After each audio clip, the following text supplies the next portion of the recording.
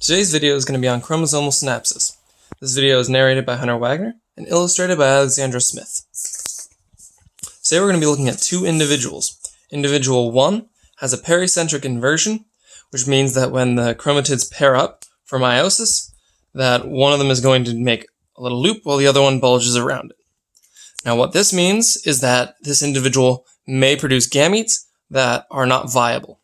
And today we're going to be seeing what that ratio might be. And in this example, we're going to be looking at a crossover between the J and K loci. So let's see what kind of gametes this individual can produce.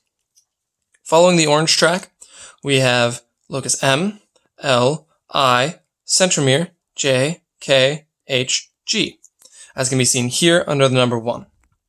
Looking at the green track, we have M, L, I, centromere, J crossover, K, L, M, which is right here, under 2. Looking at the pink track, we have M, L, K, J, centromere, I, H, G, which is shown here under the 3. And the yellow track, which is all the way over on the right, goes G, H, K, crossover, J, centromere, I, H, G. Now let's look at a normal individual for comparison. Individual 2 has no abnormalities, and so when their chromatids pair up for meiosis, they pair up in a nice straight line like this. And what that means is that no matter where we cross over, all our loci will remain in order. So all of our gametes will have the same order of loci, they just might have different alleles. So if we compare the potential gametes from each individual, individual 1 has these, individual 2 has these.